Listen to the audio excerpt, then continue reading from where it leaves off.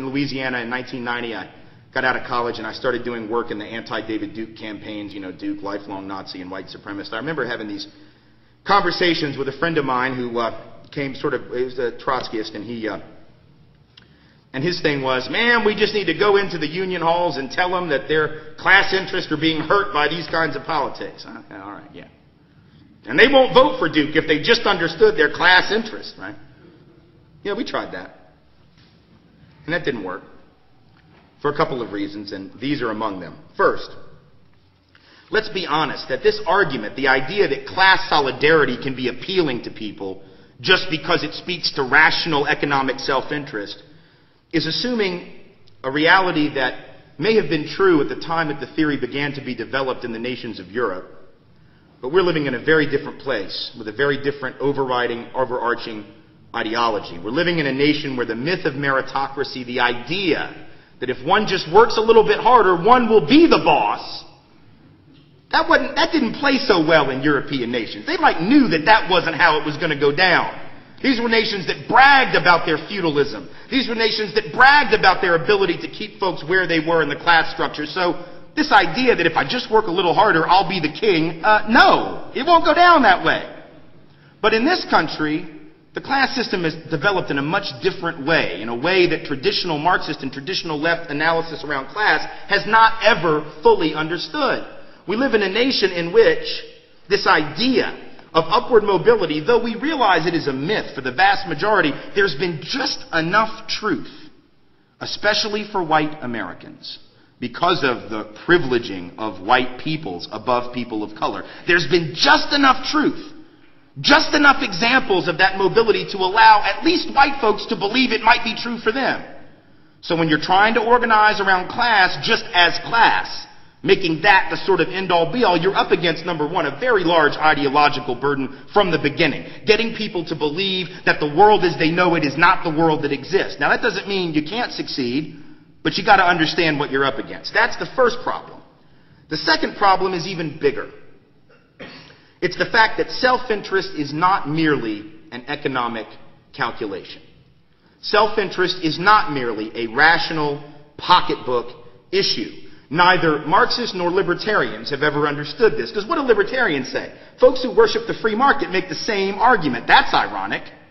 People who worship the free market always say, well, now racism can't exist in a free market because discrimination would actually cost employers money because they would lose out on the best workers, and so they won't discriminate because their rational self-interest is not to discriminate because then they would lose out on better workers and then they would learn their lesson and they would hire people of color. See how that works? And it don't work. And then Marxists sort of come along, white leftists come along and say, workers will follow their rational self-interest, but if the boss isn't going to do it, what makes us think workers are going to do it? The fact of the matter is that we have a long-standing tradition in this country whereby white privilege, the privileging of white people, even those that don't have a pot to piss in, but privileging them in relative terms over people of color has been the very thing that has kept folks from seeing their rational economic self-interest and has trumped it every time. It's not stupidity, it's not ignorance, it's the fact that white privilege has been this alternative form of self-interest. And this goes back very, very long tradition. You can go back to the 1600s, the colonies of what would become the United States, where the concept of the white race is first articulated for only one reason. There were no white people. When European folks came to the United States, they were not white. That was not the term. You know this history. We didn't become white until the 1660s, 1670s, 1680s, because the elites in the colonies recognized that low-income, often indentured servants of European descent were starting to figure out the game.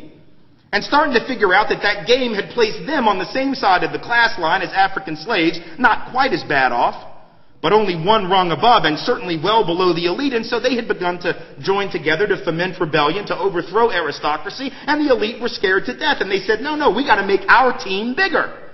So they create this concept of the white race, which had never existed before, thereby expanding the umbrella so that even these poor Europeans with nothing could be brought into the circle of privilege. Now, they didn't get much. But indentured servitude got abolished at that very time, and those poor white folks now called got to serve on the slave patrols and help keep black folks in line.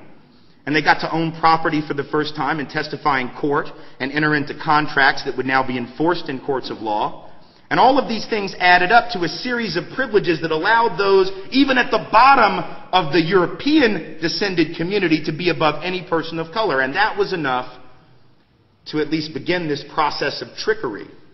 That is to say that it was initially the manipulation of the ruling class, but after a while, it doesn't even require that constant and deliberate manipulation, because descended down through the generations is this mentality that your self-interest isn't just about your money, it's also about your skin.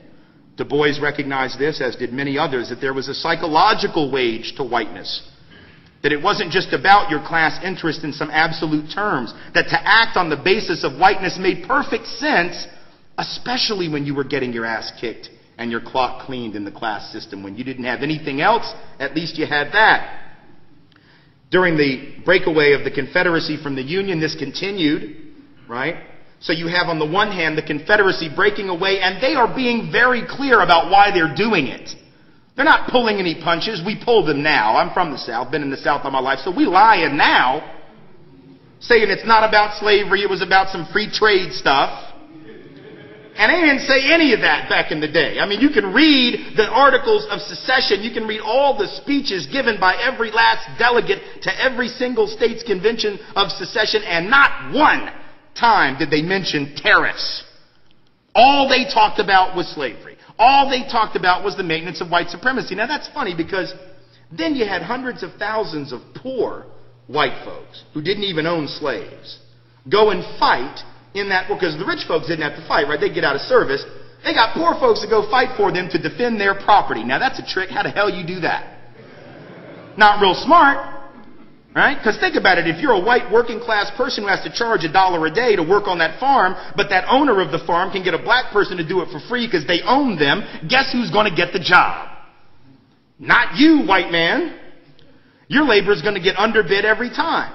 So in fact, it's not in your interest to go out and fight to defend the slave system. It's against the economic interest of the vast majority of whites, and they did it anyway because they were elevating a different kind of interest. They weren't being fools.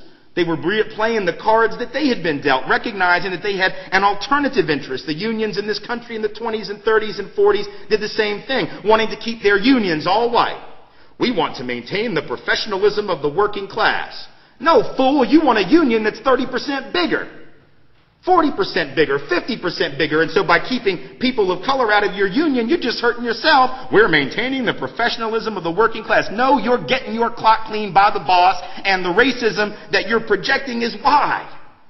So in other words, people elevating whiteness over class interest. It's been a long-standing tradition. We romanticize the white working class for some reason I do not understand, as if somehow they are the vanguard of all that is progressive and true. But just as with white owning class persons, they have been sucked into a system that now they often believe, and Marx might have called this false consciousness, but let me explain to you, it's not false consciousness, it's alternative consciousness. It is the different concept of self-interest. Cheryl Harris, a brilliant law professor at UCLA, has made the point that whiteness is property in this country. And so the idea that we can organize white working class people on the basis of their real property interest as workers ignores that they have a real and ongoing property interest as white people as well. They have interests other than fiscal. And that is why when we have political campaigns in which politicians deftly exploit the fears that are associated with trying to maintain those privileges, whether by saying, oh, your taxes are going to help those people, or whether it's saying that those immigrants are coming to take your job, or whether it's saying that affirmative action is going to keep your kid out of college, or whether it's saying that those terrorists of color are coming to destroy your nation. Whatever the case, it plays upon the very real, not only fears of people, that's part of it, but also the very real desire to maintain relative position and advantage. And this doesn't only affect explicitly racial issues. Let me explain what I mean when I say that this alternative consciousness seeps into other areas and makes organizing white working class folks and working class folks generally across racial lines very complicated. For example, if you're a heterosexual male evangelical of color, it's very difficult for you to ignore your economic interest. Even if you might share some of the ideas regarding sexuality issues and sexual orientation, even if you buy into patriarchal virtues and values, right? Even if you might agree with some of the reactionary politics of the right, if you're a heterosexual male, evangelical Christian of color, it still is very hard to ignore your everyday economic interests because they are so clearly not being articulated by the elite and the ruling class. But see, white evangelical heterosexual males can ignore that even if they're working class because they have just enough privilege based on their whiteness that then seeps over into their masculinity and other areas, that it allows them to emphasize these other identities over their class interest. So black and brown men, for example, going back to Stephen Ducott's book about the wimp factor and why it is that men gravitate toward authoritarian politics, I would suggest the reason that men of color by and large don't. But white men have increasingly done so, even if their class interests are being betrayed by that, is that to be a black man, to be a Latina, to be a Latino, to be an Asian Pacific American man, to be an indigenous man, to be any